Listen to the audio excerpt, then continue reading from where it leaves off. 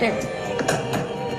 Yeah, this movie was really good. A couple times I've watched it, it's really deep. Anyone that likes real good filmmaking should check this out.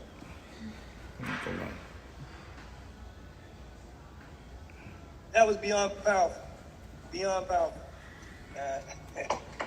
Beyond powerful. Take my hat off to Omar and Dean Chad, and being the educator. I know this is going to enlighten, educate. I got 4 daughters, 14, 13, 11, and 8. I'm 53, going on 54, so I have to instill in them the rest of this, because, in 10 years, she's going to be 18, and I'm going to be 64. But I have to instill in them what to fight for, who not to trust, because in so many challenges and opportunities, daddy's not going to be there.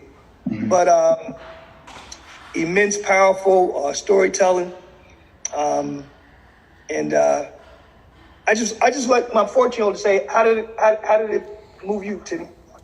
Well, for me, I really enjoyed the acting. I liked the storyline, how you got everything of her story in like a short span of time. I also like how she kept positive at the end despite the struggle she went through. And that's pretty much what I really enjoyed about it. But beyond powerful, my wife, her father was a heroin addict. So I remember the stories of him going in the bathroom and him not coming out. And she want her father to come out. And, well, I'll let her tell her own stories. Right here.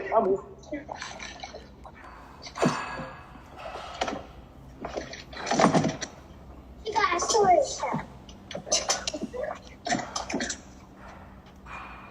Sorry, it's a lot of us in here.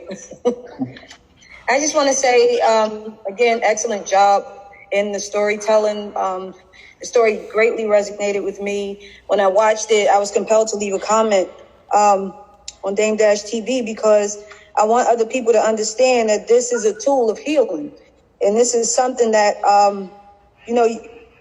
used in ministry. Other people's stories, it always brings a healing to you where you think, no one is listening. So I want to thank you for giving eyes and ears to those who people often forget about, which is the child of an addict. I like the fact that it came from the perspective of the child. I wrote an autobiographical poem a couple years back that talked about what I went through with my dad being a heroin addict and the fact that he wasn't married when he died, so everything fell on me, like literally. I was only like 19. And so I didn't know what to do with that. It's like, what do I do? How do I pick out a casket at 19? Like, what am I doing burying my father? And so, the scene with the little girl finding her mother in the bathroom, just brought tears to my eyes because I remember my dad promised to take me to the movies. It was 3 p.m. He was in the bathroom till like 10 p.m. that night. And it was like, why me? Why is this going on? But everything that I went through, and when she said in the end, don't lose faith, you matter, that's what pushed me into ministry. And so what I wrote under the comment on the movie was, this was beyond powerful, and I've shared many similarities with Destiny growing up in the crack era and being subjected to it via family members, start with my own dad, to my uncles, my aunts, and my neighbors. This was an excellent way to tell a story in such a short time frame. It gives hope to young boys and young girls who feel alone in the world. As a pastor, I applaud you both, the storytellers, and the story of the person who lived to tell their story. This is ministry and this is healing. What I want to say to you guys is you've done something beyond powerful in bringing healing to someone who might not have a voice, but they can connect in a very strong way. So thank you very much. Even the now ladies. The now ladies got me through a lot. You know what I'm saying? Hey, give me a now lady. I'm going to be all right if I can have me a tropical punch. Now lady. So thank you guys. I appreciate your ministry to others. Thank you. But once again, I want to let somebody else chime in. I'll go to Doc. Dr. Fox Chris, you got to unmute. Hi, how are you? So I'm both a public health physician and an apostle, so I'm ordained in ministry. And so when I look at art at how we can inform societies, or how we can inform systems, and how we can inform persons how to be resilient. What does recovery look like? What does it feel like? And what is the power of art or narrative in helping someone to journey from one point to a next point? And so I can appreciate that in your storytelling. The power of storytelling really can ignite a sense of possibility or a sense of purpose in someone else. And what we know now that we didn't know when the crack epidemic, and it really was an epidemic, struck the Black and brown communities, what we didn't know then is that children have been exposed to what we call toxic trauma, toxic stress, right?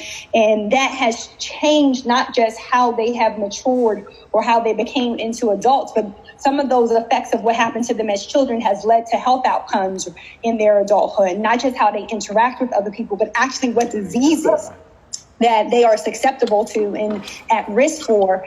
And what I want to ask you is, how can we in public health, how can we, oftentimes we have to turn a light on to expose, but then how do we reach someone else through art who might be living this story right now?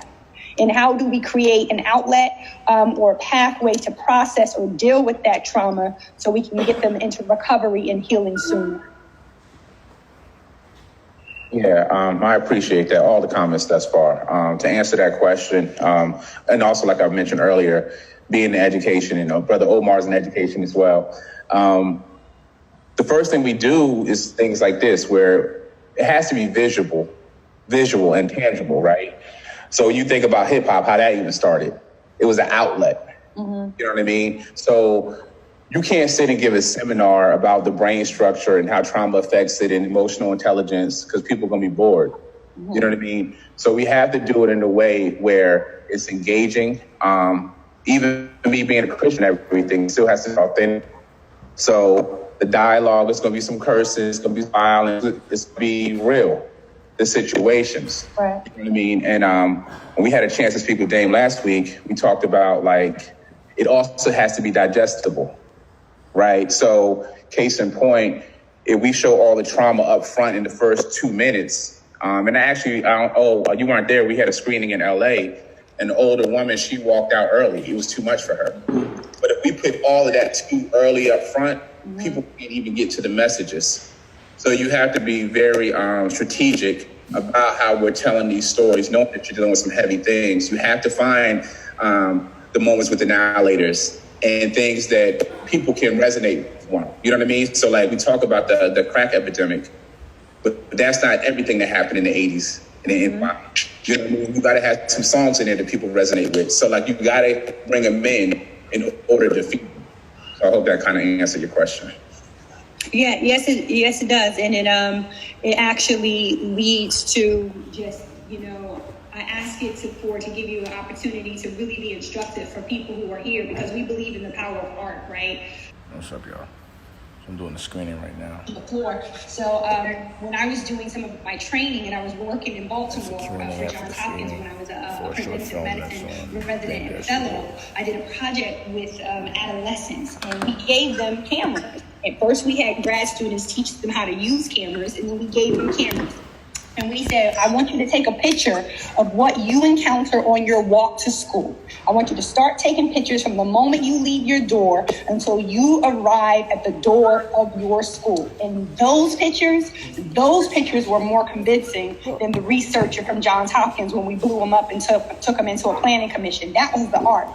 That was the art that told a story that said there were too many abandoned buildings that these kids passed, too many crime scenes, too many alcohol stores, and I love to have conversations about that, because we have to know how to harness art, and hip hop has been excellent at that, right? This is Hip Hop America, hip hop has been excellent at harnessing even trauma, harnessing even the beauty, the beautiful struggle. And how can we teach our children how to be those storytellers, those documentarians, so that they can begin to break free and help others break free? And I'm sorry, I got to comment on that too really quickly.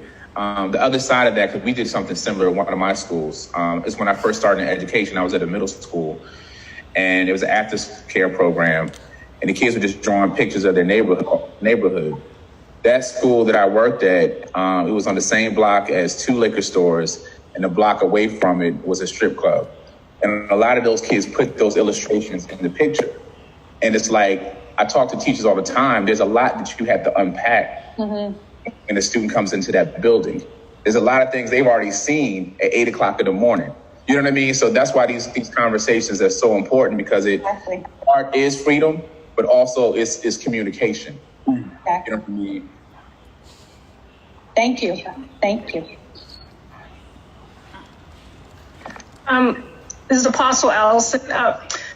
I loved this morning earlier, I heard this guy on MSNBC, and I missed his name, but I caught the part where he was talking about his mother, and he was saying what he learned from his mother was that everyone has a gift to give, and the way you get that gift out of them is everyone needs somebody to love them.